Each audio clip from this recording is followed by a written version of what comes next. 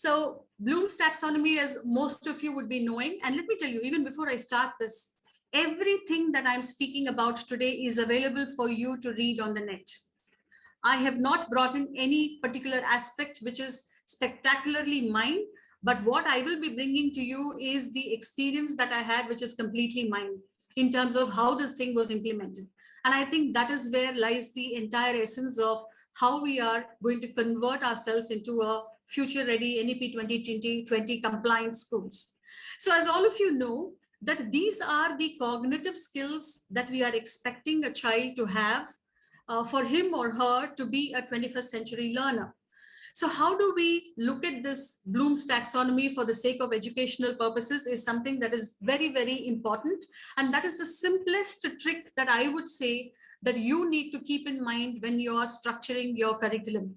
So every topic that you have in the curriculum, whether they are the lessons or the units of different subjects or different aspects of languages that you're looking at, how are you going to structure it? And how are you going to take the journey of the child, starting from the lowermost level of learning, that is remembering and understanding, to the highermost level of evaluating and creating?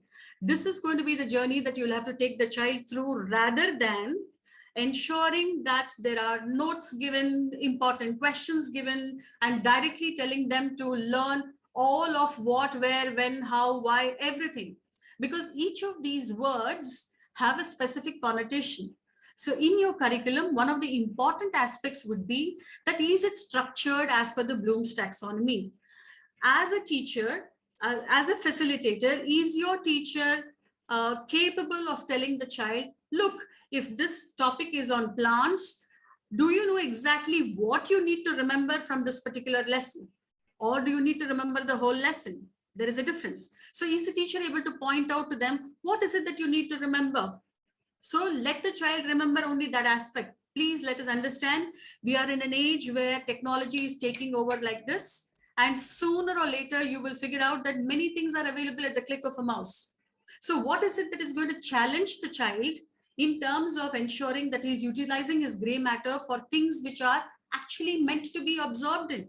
If we are going to fill it up with only things that he has to remember, then where is the scope for it to develop further and get into levels of innovation and progress where the rest of the world is today? So we need to understand that in every lesson, and this is something that most of the publications do, they're very fond of filling in our textbooks with a lot of information. And for some strange reason, as Indians, I think we kind of love it when we are given more than what is needed for that particular amount of money that we spend on the books, and we think more is good. Unfortunately, more is not good. Only what is applicable for that age group and what the child can take up at that age group is good.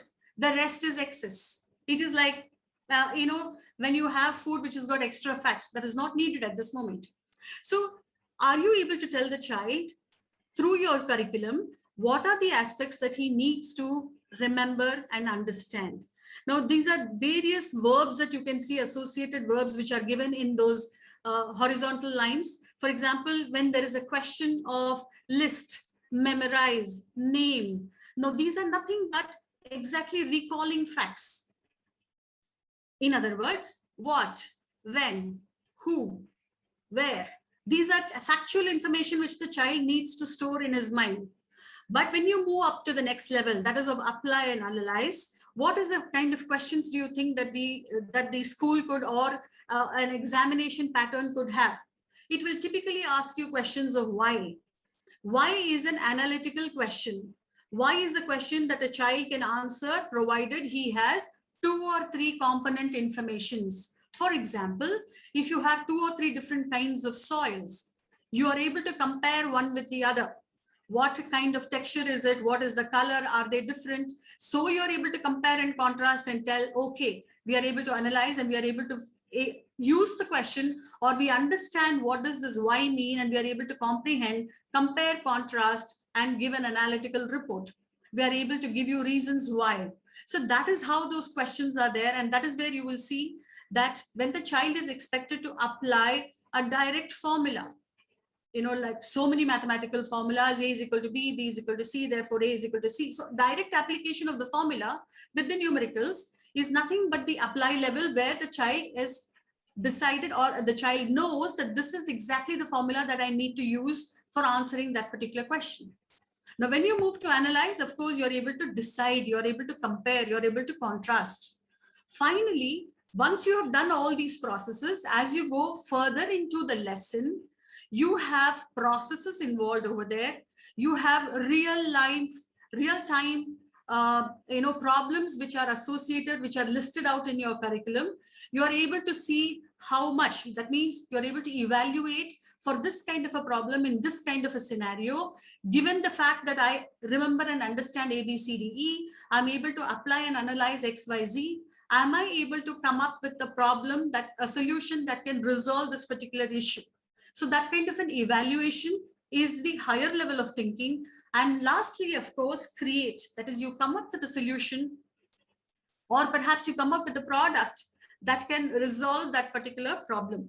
So this is how the Bloom's taxonomy is used in developing a curriculum. It becomes the main skeleton for developing the curriculum of any subject or of any particular language. The one important thing that all of you should remember when you're structuring your curriculum using Bloom's taxonomy is each of these verbs, associated verbs, the person who's creating the curriculum, the person who's using the curriculum, that is the facilitator, and the person for whom it is created, that is the student, should all know the meaning of each of these words. These are nothing but called the command words, and they play an important role in directing the child in terms of where he or she has to focus in terms of their answer or whatever else that they have to present. So that is how this Bloom's taxonomy is structured, and it completely develops the way the child begins to think. How focused is the child in terms of identifying a problem? How focused is the child in terms of reading the data provided for this, solving this problem? And how focused is he to understand that what can I do with the available information? So I think that is how it becomes extremely important.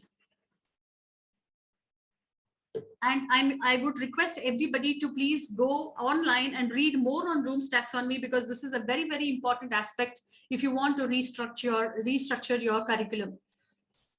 Let's now move on to the next one. Now, apart from that, so Bloom's, along with a couple of other people, had developed different kinds of domains of learning. They identified this several decades ago. What is believed is that this entire aspect of core skills, which we spoke about, that is the skills of knowledge, comprehension, application, analysis, synthesis, and evaluation or creation, is nothing but all of it that a child is expected to learn in the cognitive domain. So we are now actually focusing on the 3 different domains that the child has a learning on.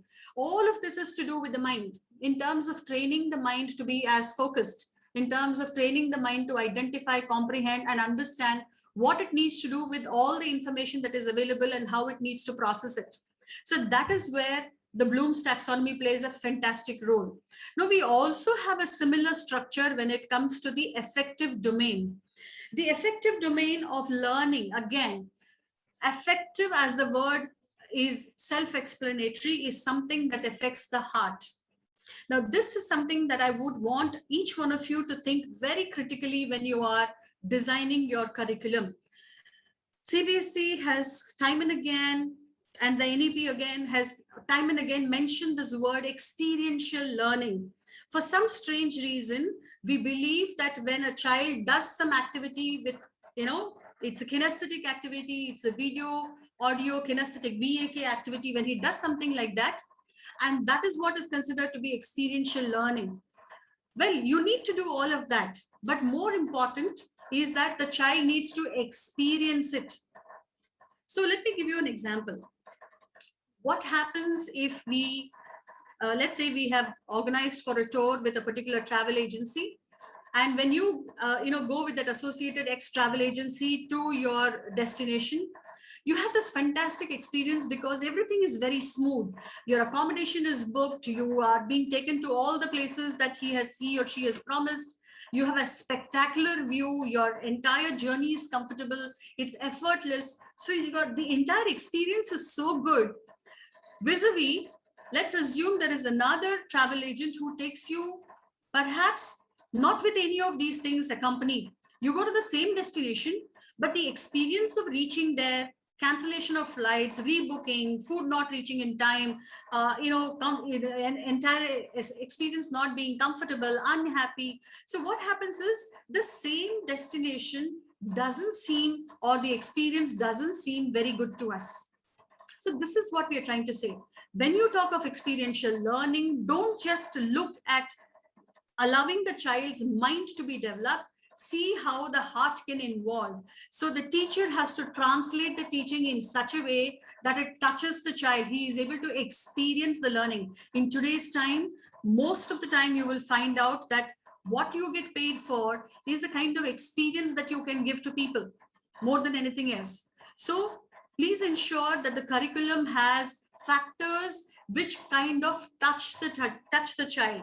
Now, when you look at the factors that will allow the levels through which the child has to go through, or the teaching has to reach that kind of a level where once the child receives the information, the child positively responds to that information. All right. Once the child, it could be now, just a little while ago, Mr. Abhishek was talking about value education. I am referring to exactly the same thing. In every academic module that we are teaching, is there a value associated? And how is that value brought about in the classroom? Is it just said, oh, under value education, we have this question, so we need to do it?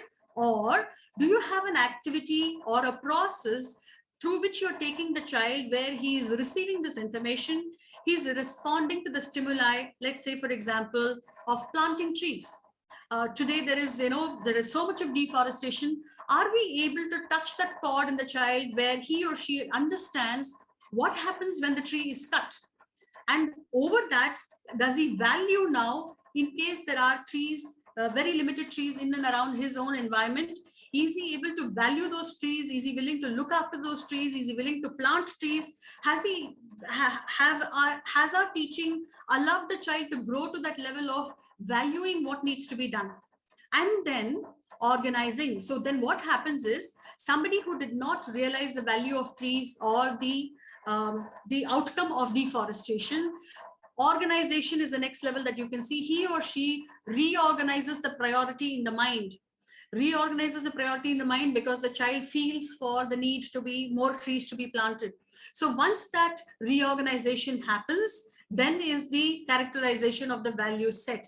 The child then is determined to say, yes, I need to plant more trees because I understand and value the importance of trees and what trees can do to us. So that kind of a transformational learning happening while you are able to bring the child from just remembering what plants are to important of what kind of trees we need to plant in a local area, the locally acceptable plants that we are talking about, that kind of cognitive learning, this kind of affective domain learning, both have to go hand in hand alongside with the psychomotor. Now, even we have psychomotor levels of learning.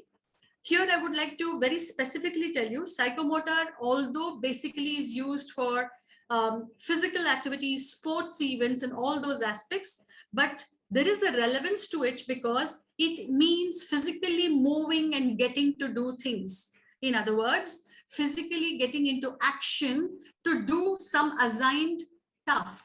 Or if there is a task that is there, you are willing to go move around and get that work done through your understanding of your cognitive domain, through your going through the experience of the affective domain, you want to deliver work or get into action. So that is what it means. So that is what, if you see, that is the reason why these three triangles have been placed in this order.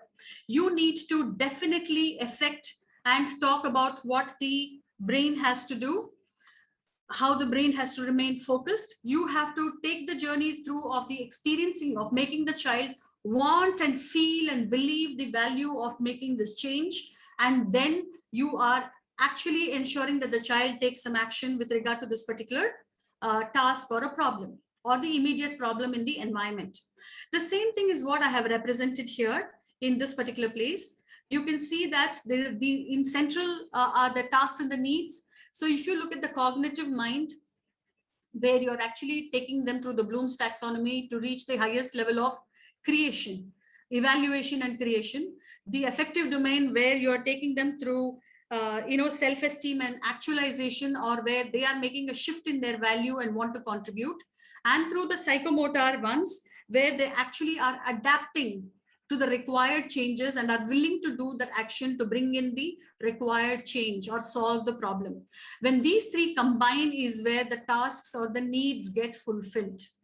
It is just the representation. Cognitive is to do with mind and knowledge, that is to think. Affective is to do with the heart, the development of the right attitude, to feel, to experience, and take action. Psychomotor is to definitely, it involves physical action, it involves a whole lot of skills, using the right resources, doing the right kind of things, employing and getting work done, and basically it is to do. So these are the three levels at which the learning happens, and our curriculum necessarily has to focus on developing all of these. So this is nothing but a representation of the same thing. But what I would like you to focus on here is, through these three levels or three domains, when learning happens, the actual manifestation or transformation of the society through the young citizens happens at this level. Origination, because the child is now able to do or take action, employ, and get the work done. Self-actualization is where he has realized the need for this to done and therefore is prepared. And evaluation is he has gone through the process of understanding what is the main problem and how to resolve that problem. It could be any problem. For example, now we have the situation of COVID, and it is very of great importance and interesting to note that there are children in army school who I have seen their practical work where they have developed a drone to deliver medicines. Now, delivering medicines through drones is something that is being done by large companies. And there are many, many, international companies which are involved in using robotics, artificial intelligence, and doing a whole lot of other things. But this child has been able to do this simply because of the assimilation of these, or being able to reach to this level of the pyramid at this juncture with the immediate problem that we are talking about, that is of COVID.